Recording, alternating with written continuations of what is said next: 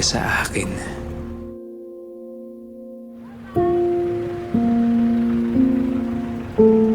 Ito ang ingay na nauulinigan mo. Maingay, subalit malumanay. Kalmado. Organisado kahit papaano. Bagamat makipot ang daloy, malayo na ako mula sa maluwag na mapangalim na tahimik na paligid. Katahimikan na hindi mo gugustuhin marinig. May mga pangyayari na kahit ilang hakbang na ng panahon na nagdaan ay nanatili. Hanggang ngayon ay ginugunita pa rin ng bawat detalye. Ngunit may ilan namang hinayaan na lang natin kumaripas, na lumipas. Tulad ng pamamaalam ng kwento ng 5 bayani sa bayan ko. Magpahanggang ngayon ay wala pa rin nakalimbang na kwento sa libro at tanging pinagpapasayahan lamang ay ang perspektibo ng dating punong bayan na si David San Pedro.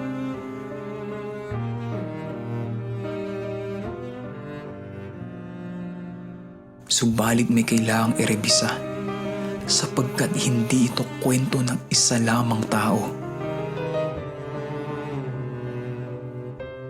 Hayaan nating masilayan pa ang iba nitong anggulo.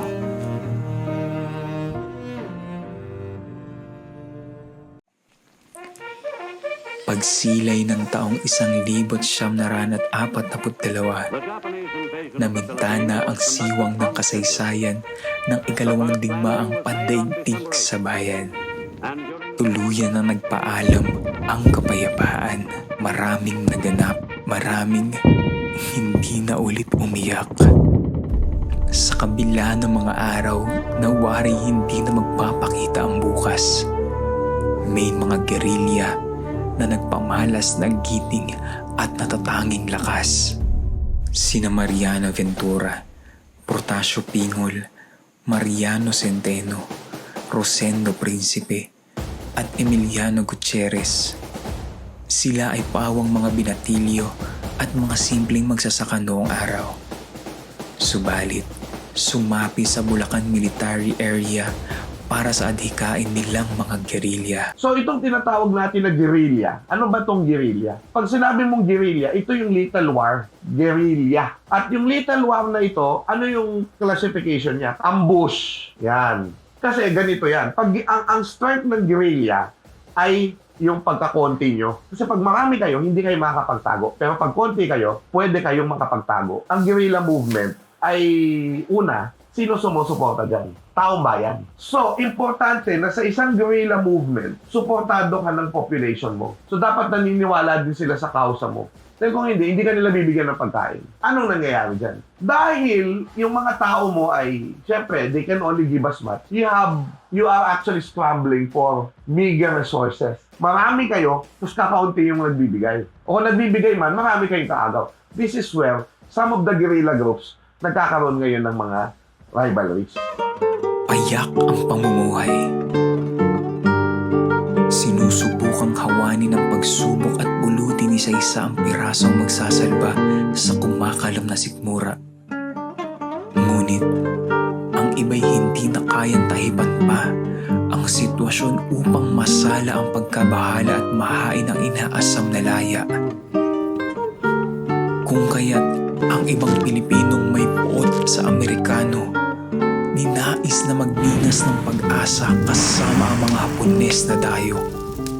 Yung mga sakdal, mga makabayan nito, anti-Amerikano, makabayan, nagsulong ng pagiging makabayan noong panahon ng Commonwealth. In fact, makabayani ito, sakdalista. Pero nung panahon ng Hapones, dahil sila ay anti-Amerikano, anong ginawa nila? Sumapi sila sa mga Hapones. At ang nangyari doon, yung ilan sa kanila ay naging mga informant at talagang sinuportahan ng mga Japanese. 10 nang isuplong ang kanilang mga kapwa Pilipino. Sana rin dyan yung isang organisasyon, yung Makapili. Yung Makapili, hindi siya parang Makapili Traidor. Hindi. Isa siyang organisasyon na yun nga lang nagamit yung organisasyon na yun na maging espiya ng mga Hapones sa mga Pilipino. Kapwa Pilipino, minamatsagan ng Pilipino.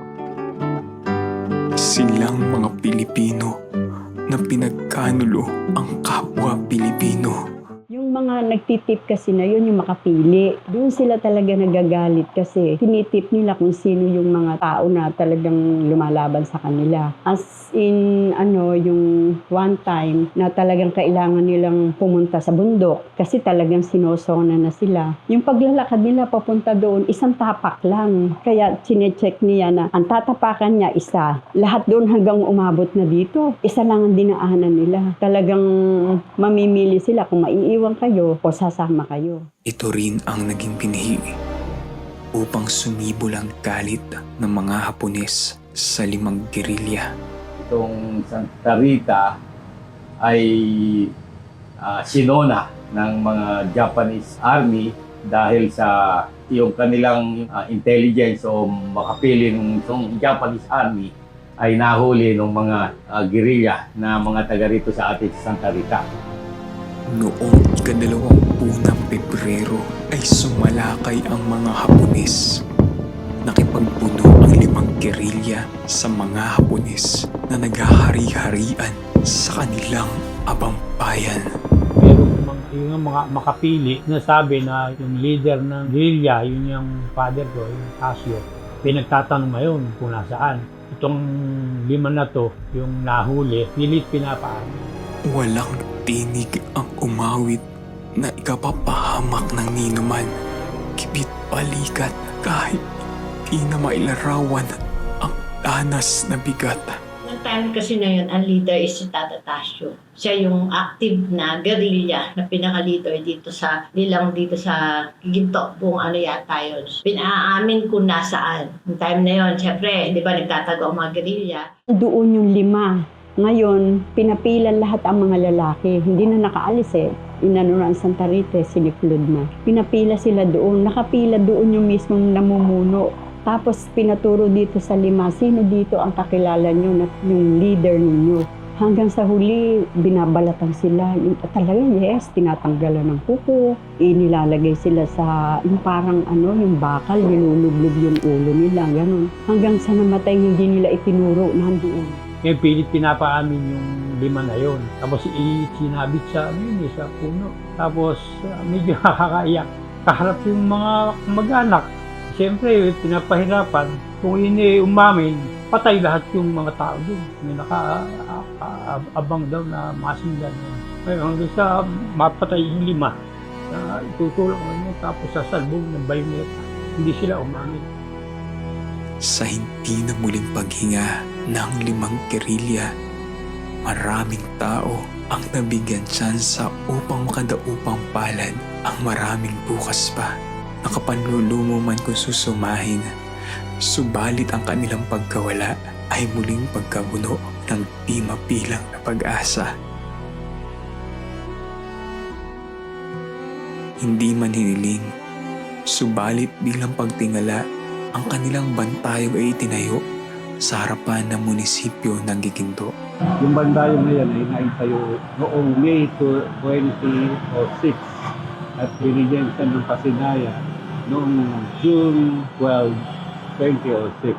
Sa ilalim ng bantayog, naroon ang panandang pang-alaala kung saan nakatitik ang ngalan ng 5 bayani. Pinaniniwalaan din na ang labi nila ay dito rin nakalibing. Ngunit Lagay lang po yung bantayog para lang sila maalala dyan. At hindi po sila kailangan na ilibing dyan. Yung pong pwesto na yan, ang kinatatayuan, dyan po kasi nakatayo yung lumang munisipyo ng bayan ng Giginto. subalit batay naman sa salaysay ng dating punong bayan na si David San Pedro, ang labi ng 5 bayani ay inalis mula sa orihinal na libingan at inilipat at muling inilibing sa harapan ng dating gusali ng pamahalaang bayan. Kapwa matutuntun ang kaanak ng 4 na bayani sa bayan ng Giginto. Ngunit wala man lang bakas ng kadugo ni Emiliano Gutierrez ang maaaring makatagpo. Malaking palaisipan, subalit hindi na dapat pag-isipan.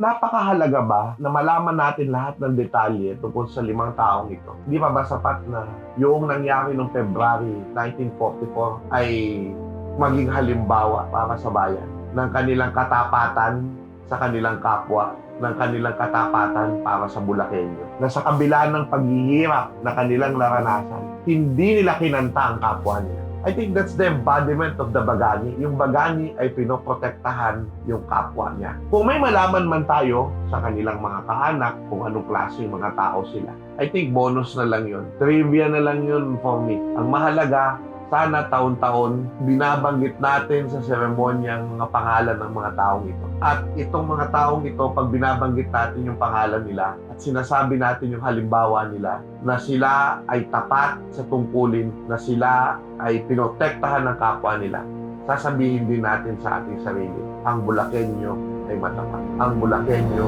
at mga tagagiginto ay matapat. Ikipagkapwa-tao. Ang Pilipino ay bayan. May mga pangyayari na kahit ilang hakbang na ng panahon ang nagdaan ay nanatili. Hanggang ngayon ay ginugunita pa rin ang bawat detalye. Ngunit may hindi na dapat hayaan na lang natin kumaripas, na lumipas. Tulad ng pamamaalam ng kwento ng 5 bayani sa bayan ko.